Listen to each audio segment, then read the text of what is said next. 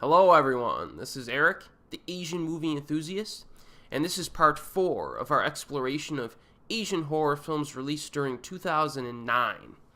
Now these are technically my favorites from this particular year, but as I said in part 3, a lot of people really enjoyed Thirst and Occult, so be sure to check those films out if you have not already, and any other films that I've mentioned that sound interesting to you. Now we are covering only 6 movies tonight, 2 of which are from a country that you may not expect, and we'll get to that later. Also, near the end of this video, I'm going to do a very brief recap of the Asian horror films released during the second half of this decade, so look out for that. Now, our first film tonight is from South Korea, and it will probably be an unpopular opinion and choice, because there are a lot of people out there that do not seem to like this movie very much, but I do. And that is Yoga Institute, also known as Yoga Hakwon and Yoga, Mind, Body, and Tortured Souls. Again, this is a South Korean horror film from 2009. So a young woman visits a yoga institute, of course, but becomes involved in a series of cultish rituals. Hyo Jung is a co-host of a shopping channel show that features lingerie. However, she loses her job to her younger, more glamorous rival. Deciding to calm herself, she takes her old friend's advice and enrolls in a yoga class for a week. Her yoga colleagues include a jolly but demented girl, a failing actress, a troubled mother, and a quiet girl. Now, the class is taught by a cryptic instructor who states the following rules. Number 1, you do not eat. Number 2, you do not shower within 1 hour after training. Number 3, you do not communicate with the outside world. And number 4, you do not look at mirrors. Oh, and there's a 5th rule here too. Do not go outside. So these are these weird rules for this yoga institute. This instructor also informs the class that the owner of the yoga school, a 1970s actress, will join the class on the 7th day. Now, I got to be honest with you. All right, now, when I first saw an advertisement for this movie on the internet, I thought it looked kind of dumb. You know what I mean? How exactly do you make a horror film about yoga? Most surprisingly, though, I think this works. I think it works. Now, the themes here are predominantly centered around vanity. Now, in some ways, yoga is similar to films like Dumplings from 2004 and Time from 2006 because of their shared amalgamation of vanity and horror that they blend together, as well as the common focus on communicating the lengths to which some people will go to obtain beauty.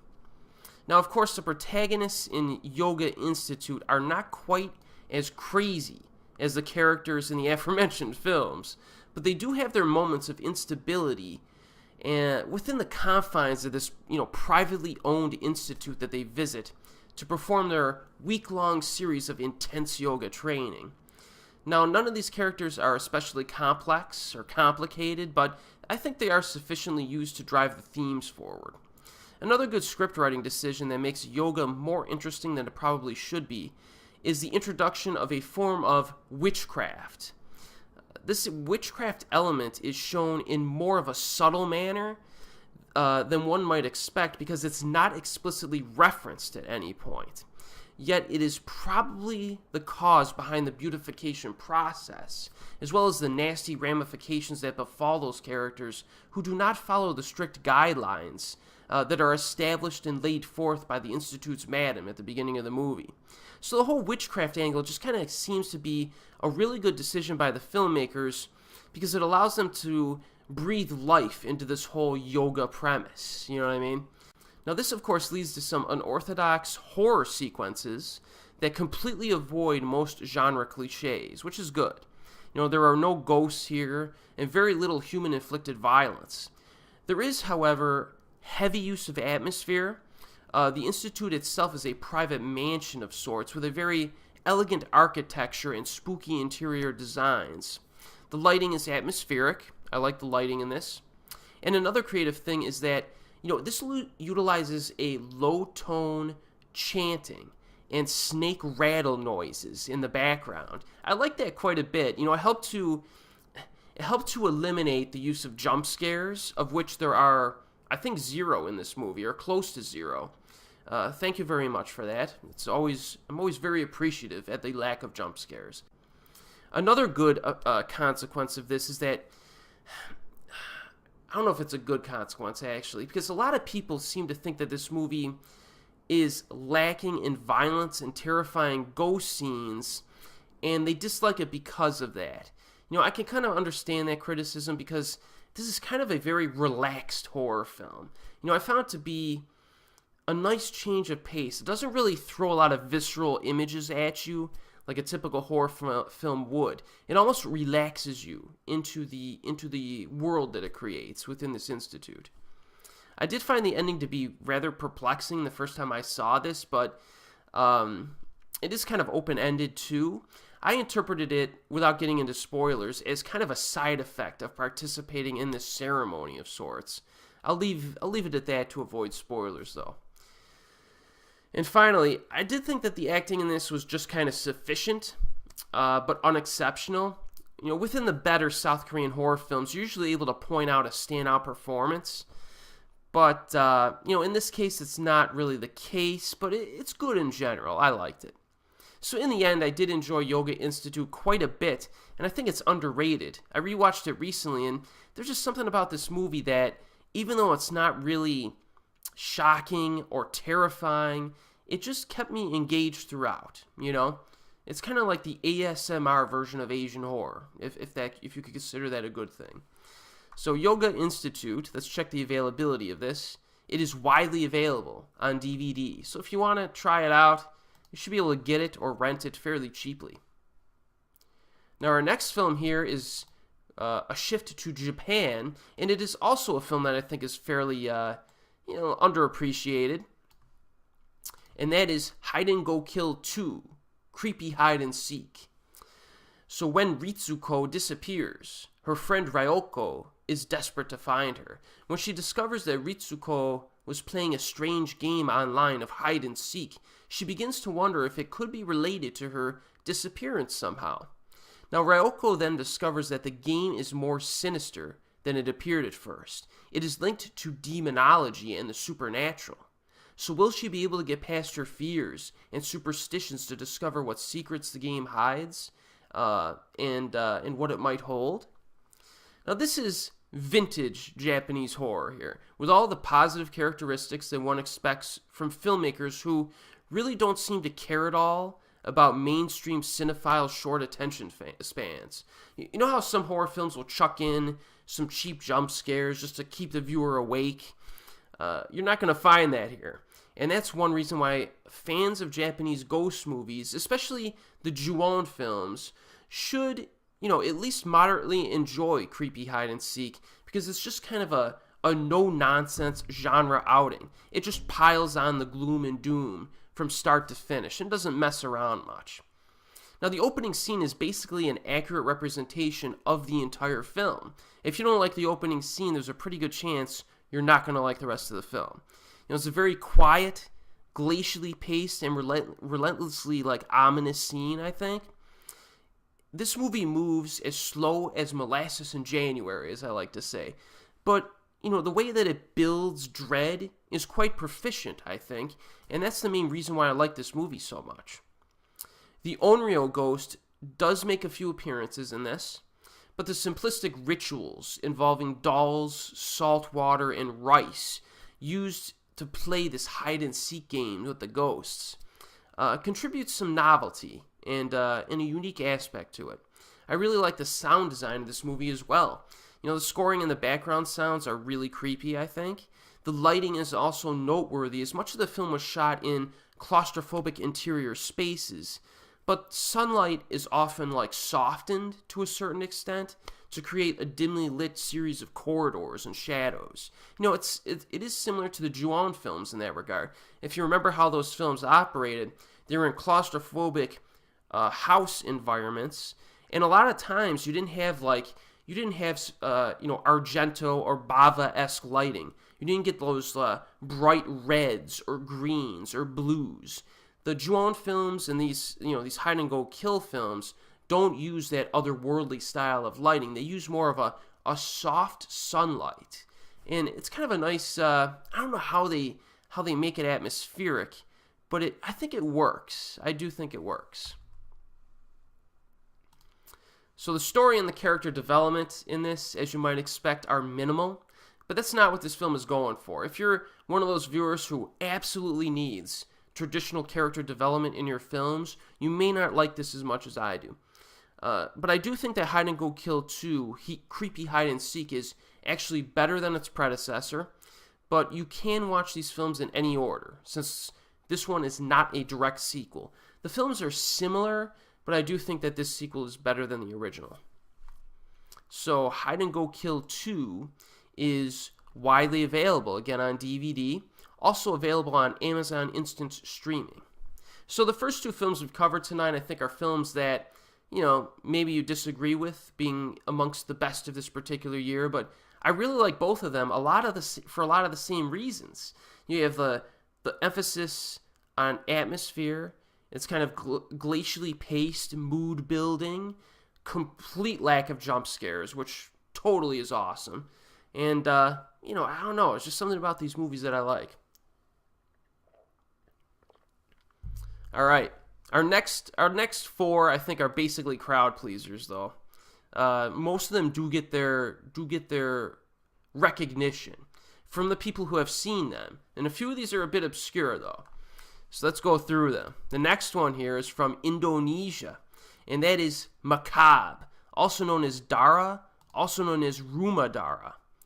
Now, a group of people help a young woman by giving her a ride to her home, but things get nasty when her family turns out to be homicidal maniacs. So from what I remember, these protagonists are a mix of friends and family members who are on their way to the airport or something, because a few of them are traveling abroad for their new job. But on the way there, they see a confused-looking, beautiful woman named Maya on the road. She tells them she's been robbed and she's unable to get home. So pitying her, they give her a ride home, and they enter into the abode, and, the family expresses their appreciation and invites them to grab a quick snack on their way to the airport. And things get much, much worse from there. So this was directed by the Mo brothers, who previously directed a related short film titled Dara, within the Takut Faces of Fear anthology that was released in 2008. Now, we did cover that anthology earlier in this playlist, and I mentioned that the Dara segment was probably the best of the bunch. Subsequently, these brothers decided to make a feature-length film with the same general premise, and I'm happy to say that this feature-length film is even better than the short film in the anthology. But they were still wise enough to keep the single best thing from that short film while making this theatrical version, the actress who played the sadistic psycho, which everyone basically agrees is the best part of the short film, and most people probably think she's the best part of this film. She returns here and gives an even better performance, I think, if you can believe it. I think it was good to give her, for these guys to have a trial run in the short film, and this woman seemed to get more comfortable in this theatrical version, because now she's playing the role a second time. It's kind of like you get the bugs and the flaws maybe out of the way the first time. And she was good the first time, but she feels really at home in the role this time. So it was a good performance. And she's not the only actress whose presence helps this film. Within the opening 5 minutes when I saw this film for the first time, I already felt at ease once I saw the lovely Julie Estelle grace the screen. Now, she's most well known nowadays internationally for her role as Hammer Girl in The Raid 2. But to talk about Macabre again, make no mistake, there's nothing new to this movie at all. We've seen this kind of thing a million times before, right? Macabre follows a similar route taken by films such as The Texas Chainsaw Massacre from 1974 and House of a Thousand Corpses from 2003, just to name a few. But in this subgenre of horror, it's the execution that counts. You're not dealing with a lot of ingenuity or creativity. It's the execution that counts, and Macabre has a healthy dose of gritty, nasty, bloody violence and gore to keep most horror fans satisfied. It doesn't reach like the glorious blood overload of like the the French film Inside from 2007, but this movie can hold its own. After a brief setup, it's basically a non-stop mix of suspense and bloodshed. A few of the death scenes are certainly memorable, though, and it will help this film carve out its own little identity in this genre. This movie also, to name another positive, it avoids one of the major flaws that frequently appears in this type of film. Now, one major problem I have with these loony, murderous family unit movies is that a lot of the antagonists are usually obnoxious. Just because you're a ruthless, sick family unit doesn't mean that you have to yap your mouths all the time and act like juvenile lunatics. And that's actually one of the reasons why I'm not a fan of most of Rob Zombie's movies. His characters are so obnoxious it takes you out of the film. I much prefer like the quiet, intelligent, menacing killers who, are calculating. You go about their business with a twisted calmness.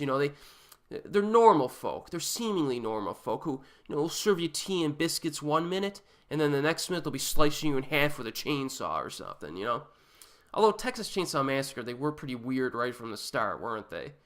But that movie's awesome anyway, so I give it a pass. So in Macabre, that's exactly what these people are. In some ways, their quieter qualities also help to muffle some of the bad decision-making that frequently pops up in these kinds of films. And what I mean by this is that, these antagonists aren't loony, crazy people right from the start. They... How can I say this? They are intelligent, and they set traps, okay? I won't spoil it for you, because this happens fairly early on in the film, but let's just say that they get the upper hand on our protagonists in a way that's believable. So that kind of nullifies a lot of the bad decision-making that typically comes in these movies, where antagonists are just acting stupid just so they could get killed. Now, some of that does kind of happen down the stretch as the film moves along. It gets maybe a little bit less realistic, and the characters do make a few boneheaded moves, but that type of thing is actually kind of limited in this, and I appreciated that. So, in addition, some of the characters take an incredible amount of brutality, which is also an unrealistic element, but at the same time, it kind of allows the film to contribute some long-lasting showdowns, as well as some excellent death scenes. So I definitely recommend Macabre. It's one of the best films, horror films, I think, from this particular year. Now, it is moderately available on Region 2 DVD. It's also available on Amazon Instant Streaming if you're in the US. So, for some reason, I don't think it ever got a Region 1 DVD or Blu-ray release, which is ridiculous, because it should. Alright, our next film here. We move back to South Korea. Now, this one is one that, it's not necessarily obscure, but it's one that more people, I think, need to see. The few people who have seen it seem to really enjoy it, and that is Faithless Hell, also known as Living Death, also known as Possessed, because, as I always say, every South Korean film needs 3 different titles. So college student Hee-jin returns home after her younger sister, the recent survivor of a devastating car accident, has gone missing, only to find her mother is a fanatical religious convert, and an ominous aura hangs over the family's apartment complex. So things take a macabre turn when the neighbors start killing themselves in increasingly bizarre and grotesque ways, and Hee-jin calls on a skeptical detective to investigate the mysterious events. So together they begin to unravel the tangled web of connections between the victims that will ultimately lead back to the missing girl. Now this, I'll tell you right from the start, is a very measured, sound, and proficient film that avoids most genre cliches and crafts some very unique, intense horror sequences involving occultism and a crane bird spirit, which is quite different. No Onryo ghosts or monsters here, so you don't have to worry about those popping up. I was actually reminded slightly of Rosemary's Baby while watching this, mostly due to the setting in the apartment and the religious themes. It's pretty creepy stuff. The entirety of the events take place within the apartment complex, with emphasis on the mysterious behavior of the residents. There's a lot of interaction between the characters here, much of which revolves around using the crane spirit itself for personal gain. and as you can tell, it does not go well. The film uses these character moments as kind of a foundation for the story, the conflicts, and the horror. Now, some of the online reviewers have complained that this film is confusing and a bit too ambiguous. I guess I can see where some people are coming from in that regard, but I do think that it does make sense with a little bit of thought. In general, I think that this has a great cast to it. The lead actress is Sang-mi Nam, who previously appeared in Gourmet, which is actually a fantastic food-based Korean drama television series, which I'll probably end up covering at some point, as well as Ryung, also known as the Ghost from 2004. She was not the lead actress, she was the supporting actress. Now, the lead actor is our good man Sung Ryong-ryu, who has a loaded filmography, which I've covered previously, of great titles, which includes War of the Arrows, All About My Wife, and a number of films. Also, Yun Kyung-shin is also in this, and you may have recognized her from films like Hansel and Gretel, Sunny, and Miss Granny. So the acting is pretty good in this. It's very good in this. And, overall, it's a first-class horror film that's also nicely shot. So, Possessed, also known as Faithless Hell, also known as Living Death. This is one of those South Korean films that I recommend quite a bit to people because it's just a good, solid, quality film overall. And, it has some of those religious elements, and it's pretty interesting to watch. Now, this film is moderately available on Region 3 DVD with English subtitles. I know you can find it on Yes Asia. There's probably some copies floating around on eBay. Alright, so we're up to our final two films here. Our next one here, I actually rewatched recently, and I think it holds up. And we're going to Thailand now. So how many countries have we covered tonight? We've got South Korea, Japan, Indonesia, and Thailand so far, because we hit Korea twice. So 4 out of the top 6 movies are from different countries. So it's a nice mix. This film is called Phobia 2, also known as Phobia 2, with a 4 in the title. And this is a Thai horror anthology. This is an impressive anthology of 5 horror films of various lengths. We're going to go through each of these here. The first film is Novice, which is 30 minutes long. It's about a 14-year-old boy who repeatedly commits crimes by throwing rocks at oncoming cars before looting them. To avoid being found, his mother has him ordained at a remote temple in a southern forest. At the temple, he witnesses an annual ceremony of hungry ghost feeding, which is intended to punish a sinful ghost's prior deeds. Now, on that night, he feels hungry and goes out of his monastic cell to find something to eat, although the precepts prohibit monks from eating at night. He walks to the place where the ceremony was held and eats the offerings dedicated to the ghost. Yeah, you could probably guess that something bad will happen when you offend the local spirits, and it happens pretty badly. What this film lacks in unpredictability, because it is pretty predictable, it makes up with karmic undertones, dramatic intensity, some very nice natural environments which were surprising, and a surprise ending. The ghost designs, I think, are also pretty cool in this, very unorthodox. You will not find the Japanese onryo here at all. Sound design is also very effective, which is a theme tonight. I like horror movies that have kind of a traditional, primal feel to them, and this one does that. So this starts off on a good note, this anthology. Now, the second story is titled Ward, and is only 15 minutes long, and that's actually a good thing. It's about a playful teenager who crashes his bike and fractures both of his legs, requiring him to spend time in a hospital. He's moved from the emergency room into a shared room, where he meets an old shaman in a coma who has been waiting for almost a month for his family to decide to pull the plug on his life support.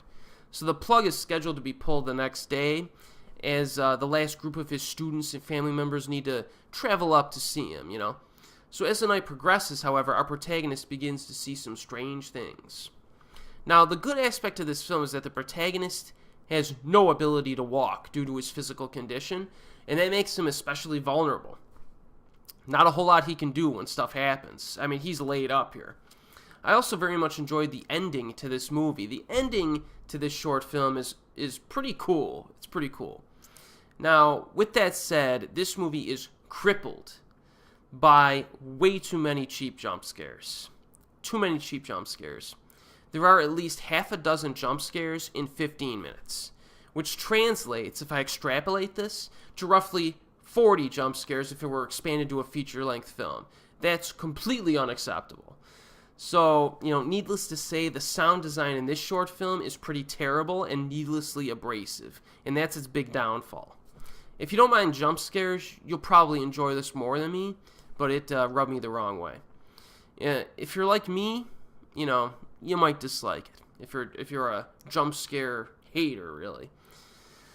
But the good news is that, Ward is easily the least impressive film in this anthology, but it's also the shortest film in this anthology. And it's the only weak film in this anthology. So 4 out of the 5 shorts are good.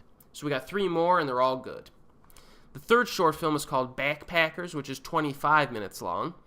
This one begins with 2 Japanese travelers, a young man and woman, hitchhiking through the Thai countryside with no luck.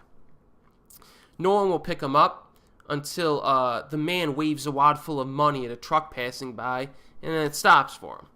So the truck is driven by a rough-looking guy who immediately extorts them for more money. So it probably was a wrong decision to hitchhike. The travelers, however, realize that even worse stuff is going down when there's a continuous loud banging noise in the back of the truck. Now this one is an entertaining zombie film, okay? And that's revealed fairly early on, so it's not a spoiler. It's better than most of the Asian films of this kind in prior years to 2009. And I've mentioned in previous videos that Asian zombie movies were historically unimpressive, with some exceptions, but I think that we've basically reached the turning point with this short film. They finally started to get their act together, and Thailand gets to take some of the credit for this. And we are going to cover some very good Asian zombie films in subsequent years here. It just seemed like, I remember when I watched Phobia 2 for the first time, and I was like, man, this short zombie film is better than almost every, Asian zombie film I've seen so far. It's nice they finally got a really good one under their belt. So I think this was kind of the turning point, I would say. This has a nice setup and payoff. It moves very briskly. It keeps moving. The zombie makeup is nasty looking, and there's some bloody violence. I also like the final tracking shot. There's like a long tracking shot at the end, which is pretty creepy, and it hints at kind of like the ramifications of what came before it. So this is good. The fourth short film is called Salvage, and it's 20 minutes long. It's about a woman who makes a comfortable living by rebuilding severely damaged cars, many retrieved from fatal accidents, and sells them to unsuspecting customers with a sweet smile and a handshake. But little do these unsuspecting bargain hunters know that beneath the new upholstery and shiny repainted exteriors are cars with horrific pasts. So one night after closing the car garage and getting ready to go home, this woman's son, this little kid, goes missing. In response, she tries to look for him in the car lot, but is harassed by the ghosts of the accident victims. So this is kind of a non-stop scare fest with some good suspense, a creative scenario, and a very good ending. Again, if you haven't guessed, the one thing that makes Phobia 2 so impressive is how every single segment ends on a high note. A lot of horror films don't know how to stick their endings, but that's arguably the best thing about all 5 of these short films. Even the weaker segment, the second segment, has a cool ending to it. So that's big positive of this anthology. So I really liked, the salvage section as well. And the final and 5th short film here is called In the End, 25 minutes long. It's about a movie crew of an upcoming ghost horror movie titled Alone 2, starring Marcia as the lead character and Kate, who is sick, as the ghost. So this is kind of like a film within the film. And these characters are shooting the last scene where the ghost appears crawling out of a dark hallway, but the actress collapses while doing the scene. So they take this actress to the hospital, but the doctor tells them that she died. She suffered some weird illness and she passed away. So, they go back to the studio and they try to rewrite the ending to the film, but this actress appears again and is ready to film. So they're like, okay, let's just film the end of this. There must have been some type of mix-up somewhere. This is a horror comedy. So if it sounded like a stupid premise, it's because it's a comedy. It stars Marsha Watanabe. I probably pronounced that wrong. As herself. And she's really funny in this. She previously starred in Alone from 2007, which is a very impressive horror film. So obviously the premise here is that they're shooting Alone 2, which is funny in its own right if you've seen the first film, because the sequel makes no sense. But in any case, I really like this actress, and I wish she was in more movies, man. I looked at her bio, and I discovered that her mother was German and her father was Thai. So that's pretty interesting heritage. A very beautiful lady, and she has a very classy look about her. I really like the way she holds the screen, and she's, she played a very serious role in Alone. She plays a very funny role in this, so that shows some range. Now, if you're wondering who the director is for In the End, it's actually two directors, and they are the men who previously gave us Shutter from 2007, Alone from Shutter from 2004, Alone from 2007, and the comedy segment from the first Phobia film in 2008. So it's nice to see that they still have their sense of humor, because In the End is quite a bit of fun. It's loaded with horror-based comedy and humorous twists that rely more on witty lines and less on wacky shenanigans, and that's kind of my type of humor. Another thing I really liked about this is that the supporting actress is dressed like a ghost the entire time, so you're not sure if she's really dead and is actually a ghost, or if she's the actress playing the role in costume. The whole film within a film thing kind of adds a lot of humor to this. It's a fun segment. So when all is said and done, Phobia 2 really is like one of my favorite Asian movie anthologies for horror. The least impressive segment occupies 15 minutes out of like a 125-minute runtime, so it barely counts as a strike against it. Very fortuitous event, so I really like this one. Availability of this, it is moderately available on Region 3 DVD with English subtitles, a lot like Faithless Hell. Alright, so the best Asian horror film of 2009, in my opinion, has to be The Forbidden Door. The Forbidden Door, also known as Pintu Terlarang, an Indonesian horror drama. So as a sculptor who is at the peak of his career exploiting the theme of pregnant women, Gambhir seems to have the perfect life. In addition to his successes, he also has a beautiful wife, an understanding mother, some faithful best friends, and a gallery owner who he regards very much as his own father. But in reality, this man is dealing with his wife's domination over their relationship, and eventually he is inspired to investigate a series of publicly written messages that seem to be directed at him personally. So let me say this right off the bat, alright? If you're a fan of psychological, character-based movies, then The Forbidden Door is right up your alley.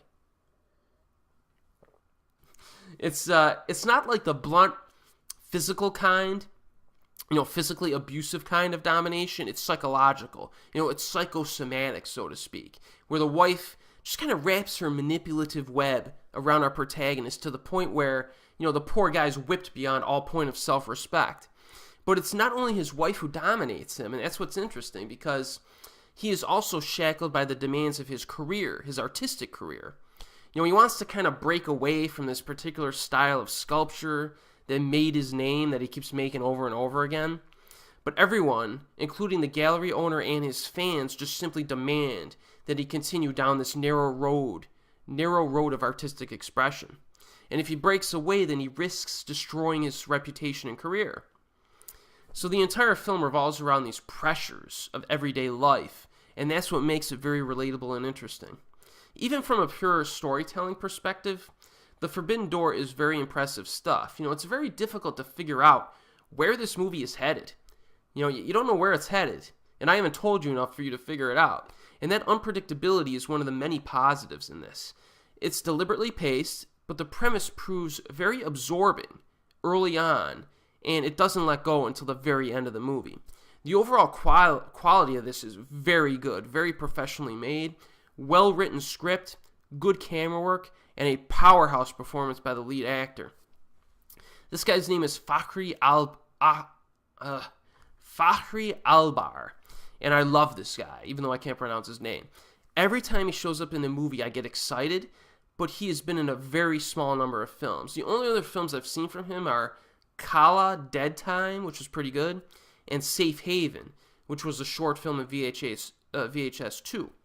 But that seems to have changed during the past year, because our boy Fakhri was in 4 movies in 2016, according to IMDb, none of which I was able to find because they're Indonesian. But in any case, he's extremely talented at portraying vulnerability, and that vulnerability is a big driving force in The Forbidden Door. He is excellent in this. The other standout performance in this is the wife, played by Marsha Timothy, who also had a cameo appearance as Prakoso's wife in The Raid 2. She's fantastic in this movie. You kind of hate her, and she's fantastic in getting that out of you. And if this weren't impressive enough, this movie goes on to contribute 2 absolutely amazing horror sequences that will burn themselves into your brain. These scenes work so well because they're anchored by a very good script and character development. The ending has been seen before, but it really is appropriate when you think about the scenario. I'll just tell you that. So this film by director Joko Anwar is a fantastic, violent, and disturbing character study that should not be missed. Now, unfortunately, it has the worst availability out of any film we're covering tonight. If it ever had a legitimate DVD release, I have never seen it from any region. I previously watched it on YouTube, but the only video on YouTube nowadays is without subtitles, but I would say it might be worth it even without subs. Really irritates me this movie does not have a legitimate release. I've checked like everywhere for it, and I can't even find a DVD without subtitles. Now, I'm sure there's probably some Indonesian websites that have it, but internationally, good luck. Someone needs to release this movie. They do. It's outstanding. This video is going on pretty long. Oh well, I have a summary to do, so let's do it. So I have mentioned previously in this playlist that popular opinion believes that the best years for Asian horror span from 1998 through 2004. I disagree with that, and you could check out my video for 1998 for the details on why I feel this way.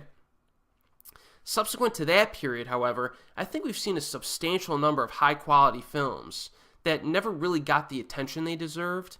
You know, of course, this dilemma does apply for every year, including 1998 through 2004, because we had some hidden gems in there. Not everybody is going to watch enough Asian horror films to find, like, all of the good ones, you know what I mean? But one has to marvel at the utter lack of interest in some of the best Asian horror films that were released after the alleged heyday ended in 2004.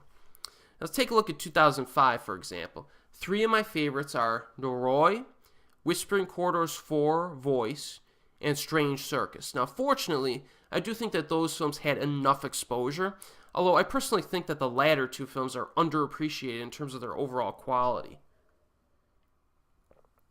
But take a look at some of these films from 2006 through 2009.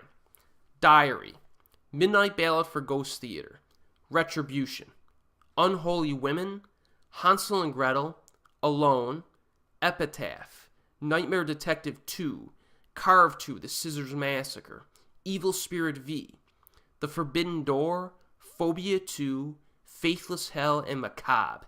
If I made a top, 30 Asian horror lists from the 2000s, all 14 of those movies would make the list, which means that, roughly half of the list would come from the second half of the decade. A time where Asian horror was allegedly washed up and only producing Sadako clones. That's a pretty darn good lineup for a washed up industry, if you ask me. And that's excluding the dozens of films that I covered that I still enjoyed, but don't rank in the upper echelon. And also, how many of these 14 films actually had Sadako clones in them? I mean, a handful had ghosts, but very few had Sadako clones. Onryo ghosts, per se. So, I would go so far as to say that every single film that I just mentioned is more interesting than some of the oft-praised Asian horror films of the heyday period. Films like Dark Water, The Eye, or Suicide Club. which are definitely entertaining films, and I enjoyed them.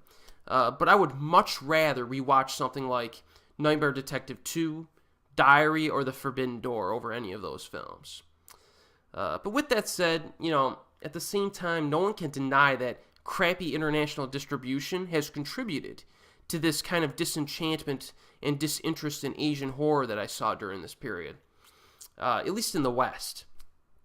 Of the 14 films I just mentioned, less than half of them received an official DVD release in the United States. But still, this is the internet age, and a good chunk of the remaining films, with a few exceptions like The Forbidden Door and Evil Spirit V, are or were available in various DVD regions with English subtitles. So I can only assume that all of them are available by illegal download, right? But I don't do that, so I'm not entirely sure. But I still think the second half of this decade has been underappreciated, and that underappreciation will continue in the years to come, with a few exceptions.